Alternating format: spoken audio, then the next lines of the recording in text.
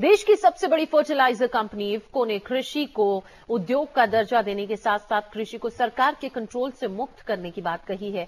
साथ ही साथ इफ्को ने सेज यानी कि विशेष आर्थिक जोन को लेकर ही सवालिया निशान लगा लिया है। इफ्को का साफ तौर पर यह कहना है कि सेज गांवों में होना चाहिए, न कि किसी किसान की भूमि पर। देखिए इसी पर हमारी ये रिपोर्ट।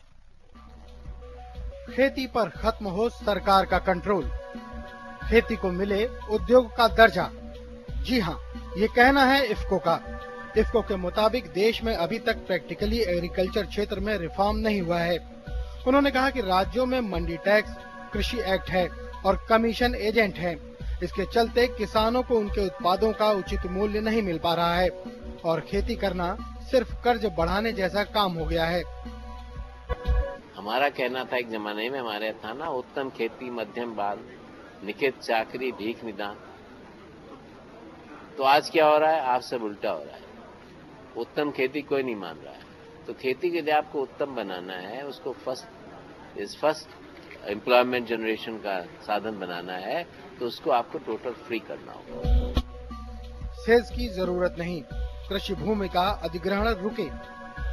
इसके अलावा इफ्को ने सेज यानी विशेष आर्थिक जोन को लेकर सवाल किए हैं कि क्या सेज के लिए जरूरी है कि कृषि भूमि का अधिग्रहण हो। इफ्को के managing director doctor US Awasthi के मुताबिक सेज गांवों में होना चाहिए और गांव के लोगों को उद्योगों से जोड़ा जाना चाहिए।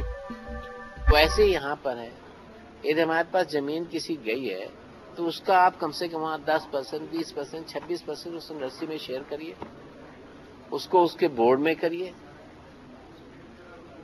तो उसको उसमें इन्वॉल्व करिए। उसकी लैंड जाने का मतलब क्या है?